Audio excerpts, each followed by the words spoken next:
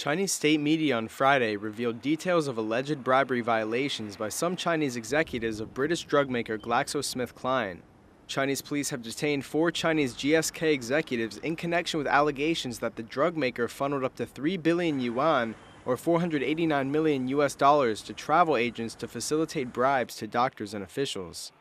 GSK has admitted that some Chinese executives appeared to have broken the law, but Chief Executive Andrew Whitty said on Wednesday that the head office had had no knowledge of the alleged wrongdoing.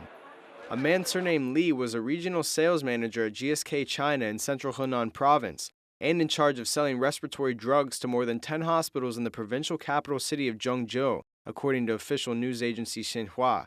He told Xinhua a GSK China salesperson, before taking post, will receive special training not only on information of specific drugs, but also sales skills and methods, especially how to maintain relations with hospitals and doctors.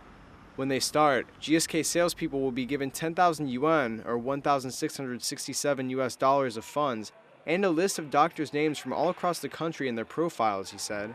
They gave doctors kickbacks so they could prescribe more of their drugs, Li said in a televised interview carried by state television CCTV.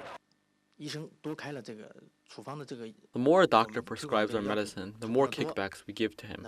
There are many ways to bribe a doctor, such as we buy meals for him, we buy presents for his children and family members, or we give him gift cards or even cash for festivals and in normal times.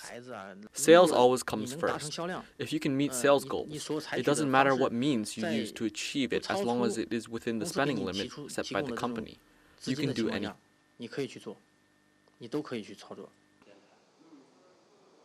Li told Xinhua that about 7 to 10% of the sales volume went to doctors' pockets and the cost was borne by the patients. Of course, the patients have to pay for it. The cost has been added to the medical prices. Apart from giving doctors kickbacks, GSK also paid for their trips to academic conferences. They funded our conferences in China and international gatherings in the Asia-Pacific region. We call it conference fee. They pay for our hotels and transportation. A woman identified as Miss Wang, a 35-year-old saleswoman working under Li, told Xinhua that sex bribes were offered to doctors too. The company provides us training of different levels. Beginners training lasts about 15 days. They are trained in skills of communicating with doctors and finding out their personal preferences.